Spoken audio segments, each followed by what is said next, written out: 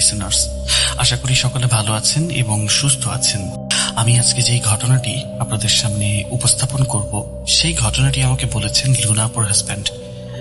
চলুন আমরা চলে যাই সরাসরি ঘটনার দিকে। আজকে থেকে প্রায় 6-7 বছর আগের কথা।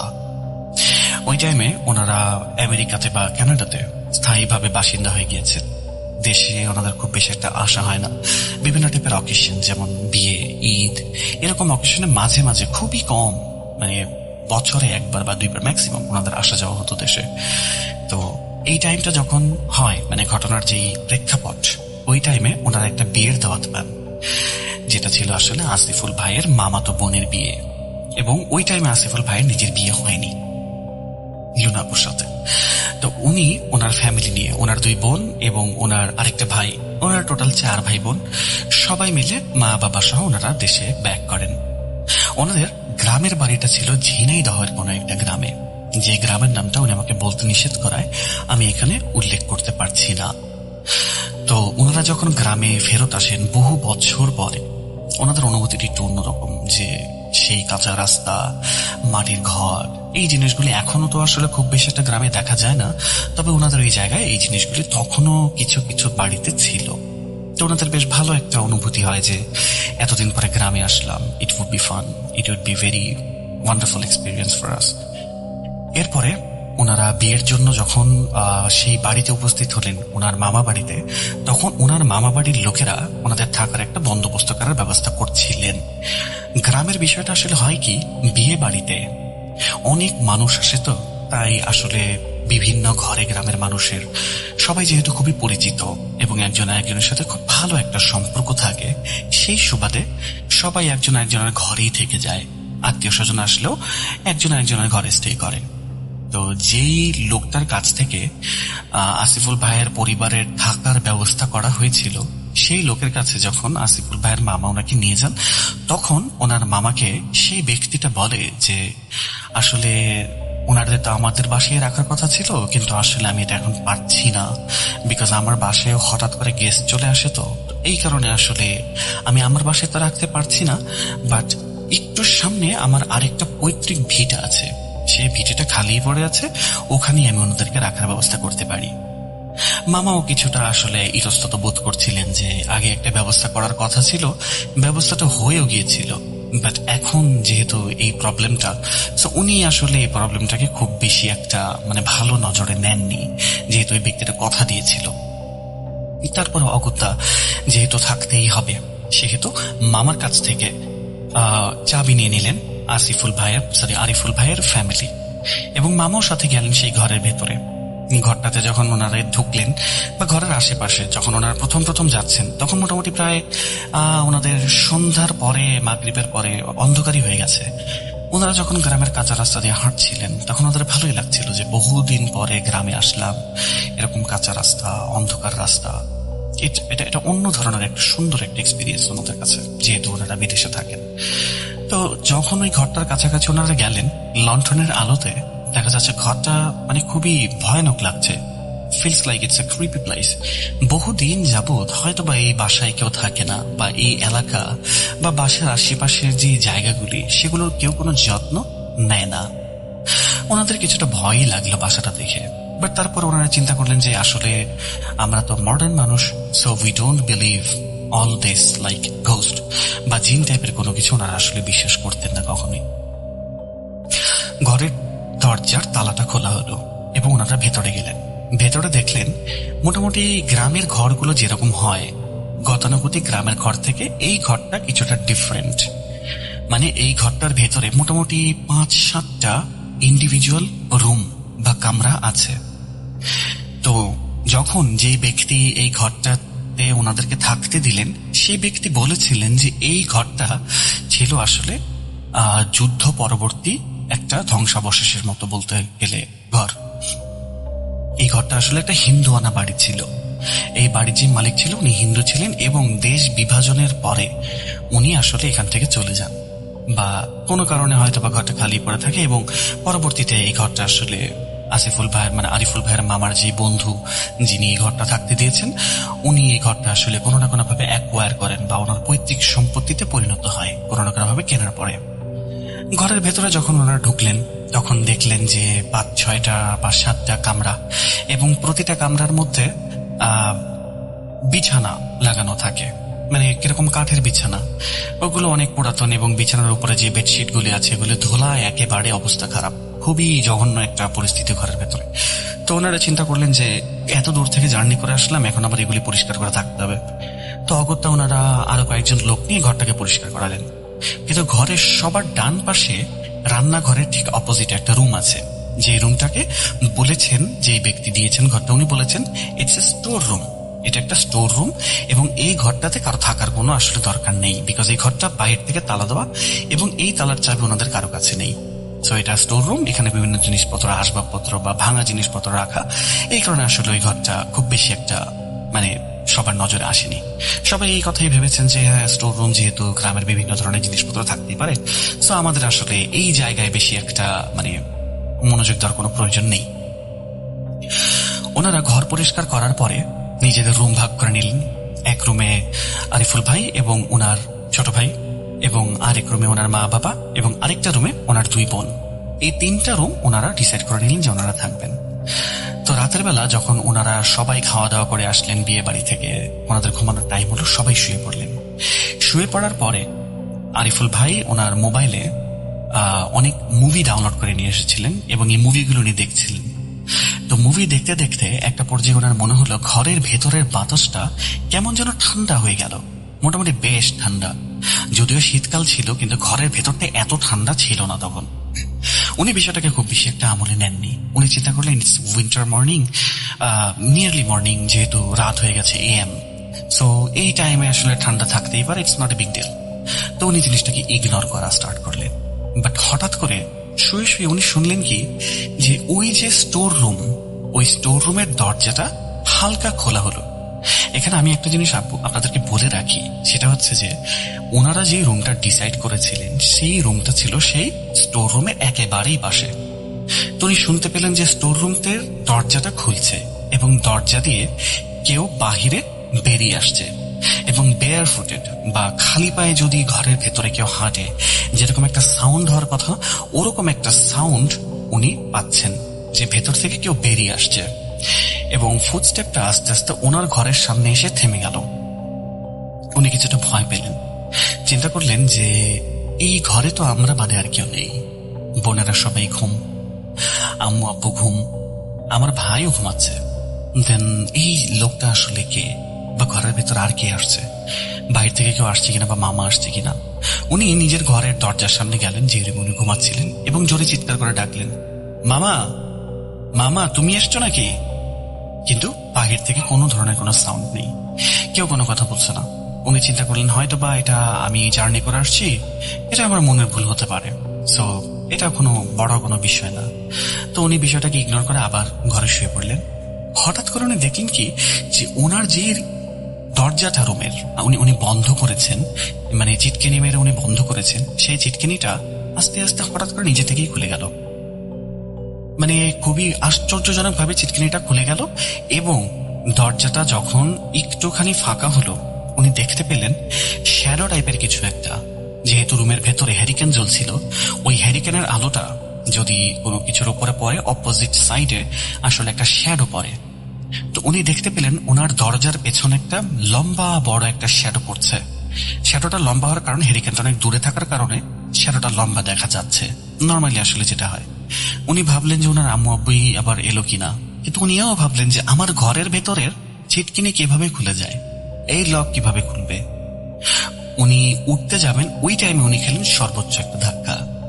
দরজা তো খোলা, বাট দরজার মধ্যে ঠক ঠক করে নক হচ্ছে, এবং কেউ ঘরের ভেতরে প্রবেশ করলো উনি দেখতে পেলেন।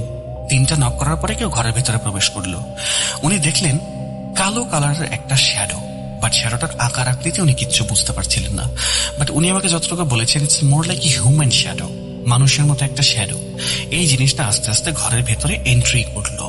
এই জিনিসটা যখন ঘরের ভেতরে আসলো, ওনার কাছে মনে হলো রুমটা আরো অনেক বেশি ঠান্ডা হয়ে গেল। এতটা ঠান্ডা যে উনি আসলে দমও নিতে পারছেন না, ওনার বডিতে বলতে গেলে ফ্রস্ট বাইটের মতো অবস্থা। উনি আয়াতুল কুরসি পড়া স্টার্ট করলেন, এবং তখন উনি ওনার কানে কানে একটা শব্দ শুনতে পেলেন, আমার ঘরে যেহেতু এসছো, আমার নিয়ম মতো থাকতে হবে, না হলে তোমাদের সবার ক্ষতি করব। কথাটা যেন মনে থাকে। এই কথা উনি শোনার পরে মোটামুটি ভালো ভয় পেয়ে গেলেন। উনি চিন্তা করলেন, এই কথাটা কে বলল, কেনই বা বলল, ঘরটাই বা কার। এই সমস্ত চিন্তা করে উনি হঠাৎ করে ঘুম থেকে উঠতে যাবেন, মানে ঘুমাননি উনি, তখন তন্দ্রা টাইপের মতো অবস্থায় ছিল ওনার, কিনা উনি বলতে পারছেন না আসলে। উনি যখন বিছানা থেকে উঠলেন, ওঠার পরে উনি দেখলেন যে ঘরের তাপমাত্রা টোটালি নর্মাল, এবং ঘরের যেই ডোর ওটাও লাগানো, বাট চিটকিনি যেটা আছে ওটা খোলা। রাতের বেলা ওনার তখন চিন্তা হলো যে কি হলো, আমি কি স্বপ্ন দেখলাম কিনা আমি বুঝতে পারছি না। তারপরে উনি ওনার ছোট ভাইকে ডাকলেন যে, ভাই ওঠ, আমি একটু ওয়াশরুমে যাবো, আমার তো একটু ভয় করছে, চল আমার সাথে। উনি অনেকক্ষণ ডাকার পর ওনার ছোট ভাই ঘুম থেকে উঠলেন এবং উনি গেলেন ওয়াশরুমে। তো ওয়াশরুম থেকে ফিরে উনি ওনার ছোট ভাইকে বললেন যে, দেখ, আমি তো আসলে এরকম জিনিসপত্র দেখেছি, আমি আসলে বুঝতে পারছি না যে এটা কি হচ্ছে বা এই বাসায় কোনো প্রবলেম আছে কিনা।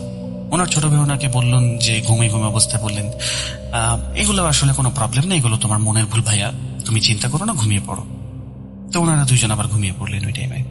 তো সকাল হলো যখন, তখন উনি বিয়ে বাড়িতে গেলেন এবং ওখানে আনন্দ করলেন, সব মজাদার খাবার টাবার ওনারা খেলেন। তো ওনার এই জিনিসটা আর মাথায় ছিল না কোনোভাবে, কিন্তু উনি তারপরেও ওনার আম্মুর সাথে বিষয়টা শেয়ার করেছিলেন। ওনার আম্মু বলেছিলেন যে, এটা আসলে কোনো ব্যাপার না, তুমি তো অনেক দূর থেকে জার্নি করে আসছো, সো জার্নি করার কারণে তোমার এরকম আসলে মনের ভুল হতেই পারে, সো এটা নিয়ে ভাবার কিছু নেই। এরপরে ওনার আরেকজন খালা আসলেন, বিয়েতে সামিল হওয়ার জন্য একজন খালা আসলেন। উনি ছিলেন ওনার মায়ের সব থেকে ছোট বোন, মানে আরিফুল ভাইয়ের সব থেকে ছোট বোন ছিলেন, ইয়াং ছিলেন, এবং তার দুইটা ছোট ছোট ছেলে মেয়ে ছিল, একটা ছেলে এবং একটা মেয়ে। ওরা দুজন খুবই খেলাধুলা করছিল মানে বাড়িতে এসে, এবং খুবই খুশি, হ্যাপি, সবাই খুবই হ্যাপি। তো এমন টাইমে যখন রাত হলো, ওনারা আবার সেই ঘরে শুতে গেলেন, এবং সেদিন রাতের বেলা যখন উনি সেই নিজের রুমের বাহিরে দাঁড়িয়ে বা পায়চারি করে মোবাইলে কাজ করছিলেন, ওই টাইমে উনি দেখলেন যে ওনার খালাতো ছোট ভাই বোনেরা দৌড়াদৌড়ি করে খেলাধুলা করছে। তো এই টাইমে হঠাৎ করে দুইটা ছেলে মেয়ে দাঁড়িয়ে গেল, এবং সেই যে স্টোর রুম, সেই স্টোর রুমের দিকে দাঁড়িয়ে তারা কান্না শুরু করে দিল, চিৎকার শুরু করে দিল। তো এত জোরে ওনারা চিৎকার করছে ছোট ছেলে মেয়ে দুইজন, তো আসলে বাড়ির সবাই দৌড়ে ওনাদের কাছে চলে যায়, বাচ্চাদের কাছে। তো বাচ্চাদেরকে যখন জিজ্ঞাসা করা হয় যে কি হয়েছে, তোমরা এরকম করছো কি কারণে, বাচ্চারা বলে যে ওই রুমের বাহিরে একজন আন্টি দাঁড়িয়ে, এবং এই আন্টি ওনাদেরকে ডাকছে। তো এরপরে সবাই মোটামুটি ভয় পেয়ে গেল, এবং ভয় পাওয়ার পরে বাচ্চাদের কথায় আসলে খুব বেশি একটা পাত্তা কেউ দিল না, কারণ বাচ্চারা ইমাজিনারি ফ্রেন্ড, বিভিন্ন টাইপের জিনিস ইমাজিন করতেই পারে, it's not a big deal. So ওনারা এই বিষয়টা পাত্তা দিলেন না বেশি একটা। তো পাত্তা না দেওয়ার কারণে যখন বাচ্চাদেরকে ভেতরে নিয়ে যাওয়া হলো, ওদের হাতে মানে খাবার টাবার, মিষ্টি, চিজ বলস, এই টাইপের জিনিসপত্র দেওয়ার পরে বাচ্চা দুটো শান্ত হয়ে গেল, ওদের আর কিছু মনে নেই, ওরা আবার ওদের মতো রিদমে খেলা স্টার্ট করলো। তো এরপরে হঠাৎ করে আরিফুল ভাই চিন্তা করলেন যে, আমি তো গতকালকে রাতে একটা অবয়ব দেখলাম, আজকে বাচ্চারাও এরকম করে কান্নাকাটি করলো, আমি তো অবশ্যই মনে হয় ভুল দেখছি না, বা আমি ভুল দেখিনি, তো বাচ্চাদের সাথে একটু কথা বলে দেখা যাক। উনি কি করলেন, বাচ্চাদের কাছে গেলেন, বাচ্চাদের কোনো জিজ্ঞাসা করলেন যে, তোমরা আসলে কি দেখেছিলে বলো তো। ওই বাচ্চা দুটো তখন খুব খুশি মনে খেলাধুলা করছিল। হঠাৎ করে আরিফুল ভাইয়ের মুখ থেকে এই কথাটা শুনে বাচ্চা দুটো ভয় পেয়ে গেল, আবার তাদের মুখের অবস্থা আগের মতো ভয়ানক হয়ে গেল, যেন কোনো কিছু একটার কথা চিন্তা করে ওরা খুব ভয় পাচ্ছে। তো বাচ্চা দুটো আরিফুল ভাইকে বললেন যে, ভাইয়া, আমরা দেখেছি ওই জায়গায় একটা আন্টি দাঁড়িয়ে, একদম কালো পোশাক পরা, মুখ দেখা যায় না, ঢাকা, উনি আমাদেরকে হাতের ইশারা করে সেই ঘরের ভেতরে ডাকছেন। এই কথা শুনে আরিফুল ভাই কিছুটা নিশ্চিত হলেন যে এটা মনে হয় আমার মনের ভুল না, তারপরও দেখা যাক কি হয়। সেদিনই রাতের বেলা সেই বাচ্চাদের কাছে কিছু খেলনা ছিল, যার মধ্যে একটা ছিল remote control car. Remote control গাড়ি বা কার, এই জিনিসটা কিন্তু আমরা সবাই মোটামুটি চিনি। আমাদের কাছে একটা রিমোট থাকবে, এন্ড রিমোটে প্রেস করলে গাড়িটার সামনে আগাবে বা সাউন্ড করবে, মিউজিক করবে, কিন্তু আমি যদি রিমোট প্রেস না করি তাহলে সেই গাড়িটার কোনো ধরনের মুভমেন্ট হবে না। রাতের বেলা যখন সবাই ঘুমাতে যায়, চারদিকের পরিবেশ একেবারেই নিশ্চুপ, ঝিঝি পোকার ডাক ছাড়া কিচ্ছু শোনা যাচ্ছে না, অন্ধকার চারপাশে। হঠাৎ করে আরিফুল ভাই শুনতে পেলেন যে যে গাড়িটা আছে এই বাচ্চাদের যে রিমোট কন্ট্রোল কার, ওই কারের হালকা সাউন্ড উনি শুনতে পেলেন। উনি চিন্তা করলেন বাচ্চারা হয়তো বা বাইরে এসে খেলছে, যেহেতু ঘুম পাচ্ছে না ওদের। কিন্তু 2-3 সেকেন্ড পার হলো এই কাহিনীর, উনি শুনলেন ওনার দরজায় ধাম করে একটা কিছু ধাক্কা লাগলো। রাতের বেলা আসলে ছোট ছোট সাউন্ডও খুব বেশি শোনা যায়।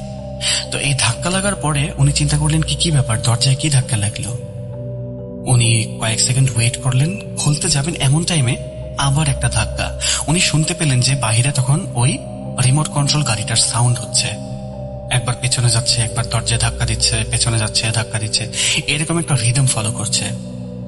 তো এই সাউন্ড শুনে উনি যখন বের হলেন দরজার বাইরে, তখন উনি দেখলেন ওনার আম্মু বেরিয়ে আসছেন এবং উনি ওনার আম্মুকে বললেন যে কি ব্যাপার আম্মু, এই গাড়ি এখানে কিভাবে এলো। তখন ওনার খালা চলে আসছেন শব্দ শুনে, বললেন কি যে গাড়ি এখানে কিভাবে আসলো। তখন আরিফুল ভাইয়ের আম্মু বললেন কি যে হয়তো বা বাচ্চারা খেলাধুলা করার জন্য রিমোটটা নিজের কাছে রেখে দিয়েছিল, ঘুমের মধ্যে চাপ লেগে গেছে, এই কারণে হয়তো বা গাড়ির সামনে চলে আসছে।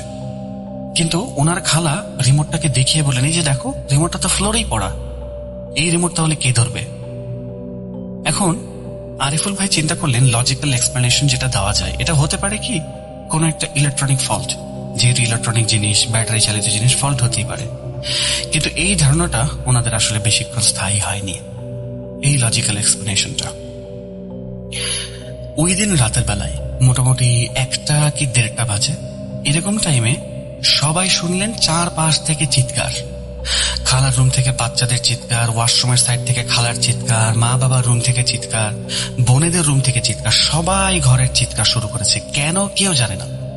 আরিফুল ভাই যখন বের হলেন দেখার জন্য যে সবাই চিৎকার কেন করছে, তখন উনি দেখলেন যে ওনার খালা ওয়াশরুমের সামনে, দরজার সামনে বসে বসে কাঁদছেন এবং বাচ্চারা ঘরের ভেতরে চিৎকার করছে। ওনার বোনেরও চিৎকার করে বেরিয়ে এসে একজন আরেকজনকে জড়িয়ে ধরে কাঁচুমাচু হয়ে একেবারে একজন একজনের সাথে লেগে কান্নাকাটি করছে। খুবই ভয়ানক অবস্থা ওনাদের সবার। ওনার মা রুম থেকে বেরিয়ে আসলেন এবং বললেন কি ব্যাপার, এত কান্নাকাটি কেন। তখন আরিফুল ভাই বললেন যে কেন, তোমার রুম থেকেও তো কান্নাকাটির সাউন্ড আসলো, আমি তো ভাবছি তুমি আর আব্বু দুজনে কান্নাকাটি করছো, কি ব্যাপার। তখন ওনার মা বলল না, আমরা তো তোমাদের কান্নাকাটি শুনে বেরিয়ে আসলাম। এবং যখন ওনাদের বোনকে জিজ্ঞাসা করা হয় তোমরা কাঁদছিলে কেন, ওরাও সেম কথা বলে যে আমরা তো বাকি সবার কান্নাকাটি শুনে এসছি এখানে, বাইরে এসে খালাকে ওইখানে ওইভাবে বসে থাকতে দেখে ভয় পেয়ে গেছে, এই কারণে আমরা একজন আরেকজনকে জড়িয়ে ধরে দাঁড়িয়ে আছি।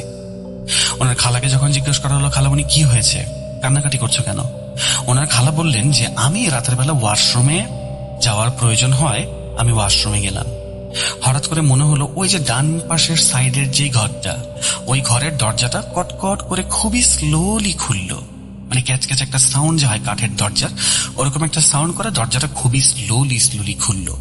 এবং খোলার পরে মনে হলো কেউ হয়তোবা দরজা দিয়ে বেরিয়ে আসছে এবং খালি পায়ে আসছে। তখন আরিফুল ভাইয়ের একটা জিনিস মাথায় খেললো, গত রাতে যখন উনি এরকম জিনিসটা ওনার রুমে দেখলেন, এরপরে যখন উনি ওয়াশরুমে গেলেন ওনার ভাইয়ের সাথে, তখন লণ্ঠনের আলোতে উনি দেখেছিলেন ওনার ঘরের দরজার সামনে থেকে পায়ের দাগ, ওই রুম থেকে ওই বন্ধ রুম থেকে ওনার ঘর পর্যন্ত সামনে পায়ের ছাপ, এবং পায়ের ছাপটার সাথে লাল কালারের রং, ওয়ান কাইন্ড অফ আলতা পরে, আলতা শুকানোর পরে যদি কোনো মেয়ে মানুষ সেই জায়গা দিয়ে হেঁটে যায় তাহলে যেরকম একটা ছাপ পায়, একই রকম সেম একটা ছাপ। উনি তখন ওনার খালাকে জিজ্ঞেস করলেন যে তুমিও কি এই জিনিসটা শুনেছ। ওনার খালা বললেন তুমিও শুনেছ মানে, আমি শুনবো কি কারণ, আমি তো আজকে প্রথমে এখানে থাকলাম, তোমরাই নিশ্চয়ই আমার সাথে কোনো মজা করছো। তারপরে উনি ওনার খালাকে জিজ্ঞেস করেন আচ্ছা পরের কাহিনীটা বলো, কি হয়েছে। ওনার খালা বললেন আমি যখন ওয়াশরুমে গেলাম তখন মনে হলো এরকম কেউ আসছে, এবং এরপরে মনে হলো কি যে আমার ওয়াশরুমের দরজার বাইরের যে লক বা ছিটকিনি, এই ছিটকিনির সাথে কেউ কোনো একটা ঝামেলা করছে এবং ছিটকিনিটা হয়তো আবার লাগিয়ে দিচ্ছে। আমার প্রথমে মনে হয়েছিল তোমাদের কেউ ওয়াশরুমে যাবে এই কারণে আমাকে ডাকতে এসেছো, কিন্তু আসলে এরপরে আমি যখন তোমাদেরকে ডাকলাম যে আমি ওয়াশরুমের ভেতরে বাইরে কে আছো, কোনো কথা নেই, তোমরা কেউ কোনো উত্তর দিলে না। তো এরপর আমার মনে হলো কি যে ওই যে জিনিসটা হেঁটে হেঁটে এসেছিল সেটা আমার বাচ্চাদের রুমে চলে গেল, এবং বাচ্চাদের রুমে যাওয়ার সাথে সাথে আমার বাচ্চাদের চিৎকার। কিন্তু বাচ্চারা কেন এরকম চিৎকার করলো বাচ্চাদেরকে জিজ্ঞাসা করলে ওনারা কিচ্ছু বলে না। পরের দিন যদিও বলেছিল ওই ঘটনায় আসবো, কিন্তু এর আগে বলে রাখি যে ওনার খালা এই বিষয়টা নিয়ে মোটামুটি বেশ আপসেট ছিল ওনাদের উপরে। উনি চিন্তা করেছিলেন যে ওনার ভাগ্নেরাই হয়তো বা এই কাজটা করেছে, কিন্তু ওনার মা বলেছিলেন যে দেখো বোন, তোমার কি মনে হয় আমার ছেলেরা এরকম করতে পারে? ওরা বড় হয়ে গেছে। এই টাইপের মজা বা এরকম একটা ব্যাড, খুবই খারাপ একটা জোক তোমার সাথে ওরা কেন করবে? আমাদের বাসায় তুমি যাও নাই, এরকম কি কখনো করেছে? ওদের কি কোনো সেন্স অফ হিউমার নেই? রাতের বেলা তোমরা জার্নি করে এসছো, ওরা তোমাদের সাথে এরকম করবে? এটা পসিবল না। কিন্তু খালা তারপরেও ওনার বড় বোনের কথা বিশ্বাস করলেন না বেশি একটা। উনি সারাদিন মোটামুটি ওনাদেরকে অ্যাভয়েড করেই চললেন। পরদিন সকালবেলা যখন ওনারা এই বিয়ে বাড়িতে গেলেন খাওয়া দাওয়া করার জন্য, নাস্তা করার জন্য, তখন ওনারা এই কথাটা বাড়ির বাকি সবাইকে বললে বাড়ির কেউই তেমন বেশি একটা পাত্তা দেয় না। ওনারা বলে যে হ্যাঁ, আসলে এরকম কিছু নেই, তোমরা বহুদিন পরে গ্রামে আসছো তো এই কারণে বাতাসের শব্দে তোমাদের এমন লাগে, তো এটা নিয়ে ভাবার তেমন কিছু নেই, তোমরা এত চিন্তা করো না। এরপরে যখন বাচ্চাদেরকে ডেকে জিজ্ঞেস করা হয় যে তোমরা কেন ভয় পেয়েছিলে, তখন ওরা বলে যে ওই আন্টিটা যাকে ওই স্টোর রুমের সামনে দেখা গিয়েছিল, সেই আন্টিটা রুমের ভেতর ঢুকে ওদের দুইজনের গলা টিপে ধরেছিল, এবং ওরা যখন চোখটা খোলে দুইজন একই জিনিস দেখতে পায় যে ওই একটা মহিলা, এবং মহিলার গায়ে সম্পূর্ণ কালো কাপড়, এবং কাপড়ের ওপর দিয়ে দেখা যাচ্ছে তার চোখগুলো থেকে আলো বের হচ্ছে। One kind of red light যদি বের হয়, কিরকম ছড়িয়ে যাচ্ছে এরকম একটা লাইট, তো এরকম দেখা যাচ্ছে। এই জিনিসটা দেখে ওরা ভয় পায়, এবং ওই আন্টিটা নাকি ওদেরকে বলেছে যে রাতের বেলা এখানে খেলাধুলা করা নিষেধ, এটা আমার জায়গা, আমার রুলস যদি না মানো তাহলে তোমাদেরকে মেরে ফেলবো, এরকম টাইপের কথাবার্তা ওই বাচ্চাদেরকে এই জিনিসটা বলেছিল। তারপরেও খুব বেশি একটা পাত্তা কেউ দিল না। তো এর পরের দিন রাতের কথা, ওনার খালার দ্বিতীয় রাত এবং ওনাদের থার্ড নাইট। তো সেদিন রাতের বেলা আরিফুল ভাইয়ের ঘুম আসছে না। সচরাচর উনি মোবাইলে যেটা করেন, রিলস দেখেন বা ভিডিও দেখেন বা ফেসবুকে টাইম কাটান, তো উনি ওই কাজটাই করছিলেন। তো হঠাৎ করে ওনার মনে হলো যে ওনার রুমের মধ্যে কোনো একটা ছায়ার আবির্ভাব হয়েছে। উনি কিছুটা ভয় পেলেন। ভয় পাওয়ার পরে রুম থেকে উঠে গেলেন, ওনার ভাইকেও জাগালেন, এবং ওনার মা বাবাকে রুমে গিয়ে বললেন যে এরকম আমার মনে হচ্ছে। ওনার মা বাবাও বললেন যে আসলে এই ঘরটাতে মেবি কোনো একটা প্রবলেম আছে, so we should stay together, আমাদের যে কোনো একটা রুমের সবাই মিলে থাকা উচিত। তো সেদিন আবার একটা ঘটনা ঘটেছিল। ওনার যে দুই বোন আছে, আগের রাতে ভয় পাওয়ার কারণে ওনার দুই বোন বিয়ে বাড়িতে ওনাদের একজন কাজিনের সাথে স্টে করা শুরু করেন। তো বাড়িতে সেদিন ছিল শুধুমাত্র আরিফুল ভাই, ওনার ছোট ভাই এবং ওনার মা বাবা। তো ওনারা চিন্তা করলেন সবাই এক রুমেই থাকা যাক। এক রুমে সবাই স্টে করা স্টার্ট করলেন, কিন্তু রাত মোটামুটি প্রায় 2টা বাজে, আরিফুল ভাইয়ের তখনও ঘুম নেই। তো উনি দেখলেন হঠাৎ করে রুমের ছিটকিনিটা আবার খুলে গেল, হঠাৎ করে অটোমেটিক খুলে গেল।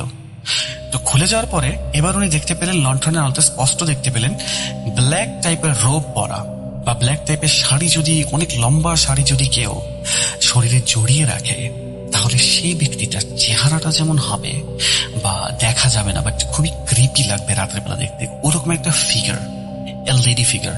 এই ফিগারটা ঘরের ভেতরে ঢুকলো, এবং ঢোকার পরে আস্তে আস্তে গিয়ে ওনার বাবার সামনে দাঁড়ালো। ওনার বাবার সামনে দাঁড়িয়ে বাবার মুখের সামনে ঝুঁকে কিছু একটা বলছে।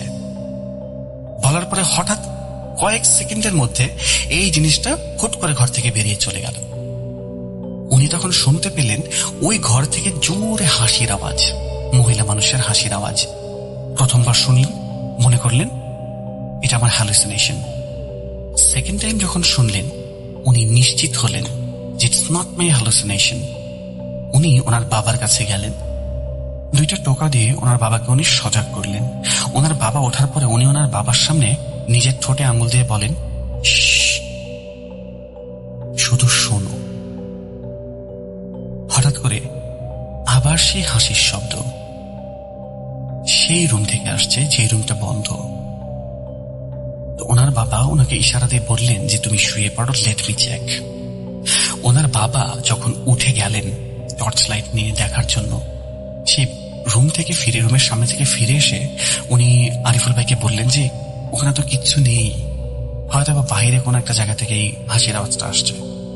কিন্তু আরিফুল ভাই বিষয়টা বিশ্বাস করলেন না। উনি ওনার বাবার চেহারা দেখেই বুঝেছিলেন যে ওনার বাবা অনেক ভয় পেয়ে গেছেন, এবং উনি আরিফুল ভাই যেন ভয় না পান এই কারণে আরিফুল ভাইকে সাহস দিচ্ছেন। সেদিন রাতের বেলায় ওনার বাবা আরিফুল ভাইয়ের মামাকে ফোন করে বলে যে ভাই, বাসাটা চেঞ্জ করার ব্যবস্থা করো। কিন্তু ওনার মামা তখনও আসলে খুব বেশি একটা পাত্তা দিলেন না। পাত্তা না দেওয়ার কারণে ওনারা ফোর্সফুলি সেই বাসে আরেকটা দিন স্টে করতে রাজি হয়। কিন্তু এবার ছিল ঘটনাটা কিছুটা ভিন্ন। সবাই জানাজানি হওয়ার পরে বাড়ির মুরব্বীরা মিলে ডিসাইড করলেন যে আচ্ছা ঠিক আছে, যেহেতু বাসায় প্রবলেম হচ্ছে, তো আজকে বাসার যত ছেলে মানুষ বা পুরুষ মানুষ আছে সবাই আমরা ওই বাসায় থাকবো, এবং মহিলা মানুষ যারা আছে তারা সবাই বিয়ে বাড়িতে স্টে করবে। এই চিন্তা করে ওনারা চলে গেলেন সেই বাড়িতে। রাত্রেবেলা ওনারা কার্ড নিয়ে গেলেন বাড়িতে। সবাই বসে বসে কার্ড খেলছে। মোটামুটি 12টা, 1টা, 2টা এরকম টাইম পর্যন্ত কার্ড খেলার পরে যার যার ঘুম আসছে তারা সবাই নিজ নিজ রুমে চলে যাচ্ছে। তো হঠাৎ করে একটা সময় কার্ড খেলা শেষ এবং সবাই নিজের ঘরে চলে গেল ঘুমাতে, এবং আরিফুল ভাইয়ের পাশে ওনার একজন কাজিন শুয়েছিলেন ঘুমানোর জন্য। মোটামুটি যখন রাত 3:30 বা 4টার কাছাকাছি, ওই টাইমে উনি দেখলেন এই শ্যাডোটা ওনার রুমে এন্ট্রি নিয়েছে, এবং হঠাৎ করে এসে ওই জিনিসটা আরিফুল ভাইয়ের গলায় চাপ দিয়ে ধরল এবং বলল, এটা কি কোনো বাজির আসর? আমার বাসায় আমার অনুমতি ছাড়া কিচ্ছু করা যাবে না। এই বাসা আমার। তোরা যদি এই বাসায় আরেক দিন স্টে করিস বা থাকিস তাহলে তোদের মৃত্যু নিশ্চিত। এখানে যদি মারতে নাও পারি তোদের পিছু নেব এবং খুঁজে খুঁজে এক একটাকে আগুনে পুড়িয়ে মারব। এই কথা বলার পরে জিনিসটা ওনার গলা ছেড়ে দিয়ে ওনার বেডের নিচে ঢুকে গেল, এবং ওনার বেডটা কাঁপা শুরু করলো, বেশ ভালো বেগে কাঁপা শুরু করলো। ওনার কাজিন তখন ঘুম থেকে উঠে পড়লো। ভয়ে উনি আয়াতুল কুরসি পড়া স্টার্ট করলেন, সজোরে চিৎকার দিয়ে আয়াতুল কুরসি পড়া স্টার্ট করলেন। এবং উনি যখন আয়াতুল কুরসি পড়ছিলেন সবার রুম থেকে সে আগের মতো চিৎকার, এত জোরে জোরে চিৎকার মনে হচ্ছে বাসায় কোনো মানুষ মারা গেছে, এরকম জোরে কেউ চিৎকার করছে। এই চিৎকার শুনে বাসার বাকি যারা সবাই ছিল সবাই বেরিয়ে গেল। বেরিয়ে রুমের বাহিরে সবাই আসতে সবার রুম থেকে সবারই একটাই কথা, আমাদের রুমে একটা মহিলা আসছিল, এবং এই মহিলা কালো রোব বা কালো শাড়ি পরা, মুখ দেখা যায় না, চোখটা লাল বোঝা যায়। সে আমাদের গলা টিপে বলেছে, এটা আমার বাড়ি, এখানে কোনো কিছু করতে হলে আমার অনুমতি লাগবে। আমার অনুমতি ছাড়া এখানে যদি কেউ কোনো ধরনের কোনো কাজ করো তাহলে তোমাদের মৃত্যু নিশ্চিত, এবং যদি এখানে মারতে না পারি তাহলে তোমাদের পিছু নেব এবং সবাইকে পুড়িয়ে মারব। এই কথা শুনে সবাই বেশ ভয় পেয়ে যায়, এবং ওই রাতের বেলায় সবাই দৌড়ে ঘর থেকে বেরিয়ে যায়। কিন্তু রাতের বেলা বিয়ে বাড়ির কাউকে ওনারা আসলে খুব বেশি একটা ঝামেলা করতে চাননি, বা ওনাদেরকে খুব বেশি ট্রাভেল করতে না চাওয়ার কারণে ওনারা দৌড়ে গিয়ে এলাকার যে মসজিদ, গ্রামের মসজিদ, 2-3 মিনিট হেঁটে যাওয়ার রাস্তা, ওনারা মসজিদে পৌঁছে রাতটা সেখানে কাটিয়ে দিলেন। ওনারা আসলে ওনার মামাদেরকে কিছু বলতেও পারছিলেন না, এই লজ্জায় যে বিয়ে বাড়িতে এসেছি, কুটুম বাড়ি, এখানে যদি এসে এরকম ঝামেলা করি বা উল্টাপাল্টা কথা বলি, মানুষ হয়তো বা মন খারাপ করতে পারে যে আমার মেয়ের বিয়েতে এসে এরকম কমপ্লেইন্ট করছে। কিন্তু এবার আসলে কমপ্লেইন্ট করা ছাড়া কোনো উপায় তাদের কাছে ছিল না। কমপ্লেইন্ট এবার করতেই হবে, বিকজ এটা one kind of out of hand. এরপরে ওনারা চিন্তা করলেন যে বাসায় গিয়ে সবাইকে জানানো উচিত। ভোরবেলা নামাজ কালাম পড়ে ওনারা বাসায় গিয়ে সবাইকে জানালেন। এরপরে ওনার মামা যেই ব্যক্তির কাছ থেকে সেই বাড়িটা নিয়েছিলেন সেই ব্যক্তির কাছে গেলেন। সেই ব্যক্তিকে সবকিছু খুলে বলার পরে ব্যক্তিটা প্রথমে বলল কি, আরে এগুলো আপনাদের মনের ভুল, এগুলো কখনো হয় নাকি, কখনো শুনেছেন? আমরা তো কখনো শুনিনি। এরপরে মামা কিছুটা জোর করলেন যে দেখো, তুমি যদি না বলো তাহলে তোমার সাথে আমাদের কোনো সম্পর্ক থাকবে না, আমি গ্রামের সবাইকে এই ঘটনা জানাবো। তখন উনি কিছুটা ভয় পেয়ে হাত পা জোর করে বলেন যে এই ভিটেটাতে আগে আমরাই থাকতাম, কিন্তু এই যে হিন্দু আমলের এই বাড়িটা, এই বাড়িতে হিন্দু যে ব্যক্তি থাকতো এর আগে, সে হয়তোবা জাদুবিদ্যার চর্চা করত, বা তার পজিশনে একটা ডাইনি ছিল, যে ডাইনিটা ওনাদের সাথে এই বাড়ি থেকে চলে যায়নি। এবং আমরা যখন এই বাড়িতে প্রথম থাকা স্টার্ট করি তখন আমাদের এরকম প্রবলেম হয়, এবং এরপরে এরকম ঝামেলার কারণে আমরা একজন আলেমকে নিয়ে আসি, এবং আলেম ওনার সাথে একটা চুক্তি করেন যে ওই ঘরটা তোমাকে দিয়ে দেওয়া হবে, বিনিময়ে এই ঘরের কাউকে তুমি কোনো বিরক্ত করবে না, তুমি তোমার ঘরে থাকবে, তোমার ঘরে কেউ যাবে না, বিরক্ত করবে না, তুমিও বাহিরে এসে কাউকে বিরক্ত করতে পারবে না। সে প্রথমে এগ্রি করে। মোটামুটি 1-2 মাস সে কোনো ধরনের কোনো ঝামেলা করেনি, কিন্তু 1-2 মাস পর থেকে সে সবসময় ঘরের বাহিরে ঘোরাফেরা করে, রাতেরবেলা মানুষকে ভয় দেখায়। কেউ যদি রাতেরবেলা বারান্দার দিকে যায় বা ওয়াশরুমে যায় বা রান্নাঘরে যায়, কোনো কিছু খেতেও যায়, তাহলে তাদেরকে বিরক্ত করে এবং ভয় দেখায়। এবং এরকম একটা টাইমে যেই ব্যক্তিটার বাসা ছিল এটা, তার বাবাকে হত্যাও করে এই জিনিসটা, যেটা ওই আলেম পরবর্তীতে এসে বলেছিলেন। ওনার বাবাকে পাওয়া যায় সেই রুমের ভেতরে, যে রুমটা লক ছিল, বাইরে থেকে তালা দেওয়া, কিন্তু ভেতরে যখন প্রবেশ করা হয় ওনার বাবাকে খুঁজে না পাওয়ার কারণে, তখন ভেতরে রুমে ঢুকে দেখা যায় যে ওনার বাবা রুমের মাঝখানে মৃত অবস্থায় পড়ে আছে। কিন্তু বাহির থেকে একটা লক করা রুমের ভেতরে একটা মানুষ কিভাবেই পৌঁছাবে যেই রুমের কোনো চাবি নেই বা যেই লকের কোনো চাবি নেই? এটার কোনো এক্সপ্লেনেশন না পাওয়ার কারণে ওনারা এই বাসাটা ছেড়ে নতুন একটা ভিটে করে সেখানে থাকা শুরু করেন। এই বাড়িটাতে এরপরে যারাই থেকেছে তারাই সবসময় এই বাড়িটার এগেইনস্টে কমপ্লেইনই করেছে, এবং যদি কেউ ভাড়ায়ও থাকতো তারপরেও তারা কমপ্লেইন করত। কিন্তু এই ব্যক্তিটা এটাও বলেন যে এই জিনিসটা থাকিবার সে কিন্তু কারো কোনো ক্ষতি করে না। তখন মামা কিছুটা রেগে চিৎকার করে বলে যে তোমার বাবাকে তো মেরেই ফেলেছে, তারপরেও বলছো ক্ষতি করে না। আমি আমার আত্মীয় স্বজনদেরকে এত দূর থেকে ডেকে এনেছি, বিয়ের জন্য দাওয়াত করে এনেছি, আর আজকে যদি ওদের কোনো ক্ষতি হতো তাহলে তুমি কি করতে? এটার লায়াবিলিটি তুমি নিতে পারতে? ওই ব্যক্তিটা তখন আর কিছু বলে না। সেদিনই ওনারা সেই বাসাটা ছেড়ে দেন এবং বিয়ে বাড়িতে কোনো না কোনো ভাবে একেবারে মানে ছোট জায়গার মধ্যে সবাই একসাথে থাকা শুরু করে। আরিফুল ভাই আমাকে ঘটনাটা আসলে রেকর্ড করেও পাঠিয়েছিলেন, লিখেও পাঠিয়েছিলেন। উনি আমাকে এতটুকু লিখেছিলেন যে এই ঘটনাটা যখন আমি তোমাকে এখন বলছি ভাইয়া, তখন আমার হাত পা কাঁপছে। শুনতে হয়তো বা হরর মনে হবে না বা খুব বেশি একটা ভয় লাগবে না, বাট তুমি যদি নিজেকে একবার এই জায়গায় কল্পনা করে দেখো, then it is very horrific, it is very creepy and terrifying. So এই জিনিসটা আসলে উনি আমাকে বলেছেন যে উনি এতদিন ধরে বয়ে বেড়াচ্ছেন এবং উনি চাচ্ছিলেন জিনিসটা শেয়ার করে ওনার মনের ভেতরের যে বোঝাটা ওটা যেন একটু হলেও উনি কমাতে পারেন। তো এই ছিল আপনাদের জন্য আমার কালেক্ট করা আজকের ঘটনা। আশা করি ভালো লেগেছে। যদি ভালো লেগে থাকে দেন থ্যাংক ইউ ভেরি মাচ।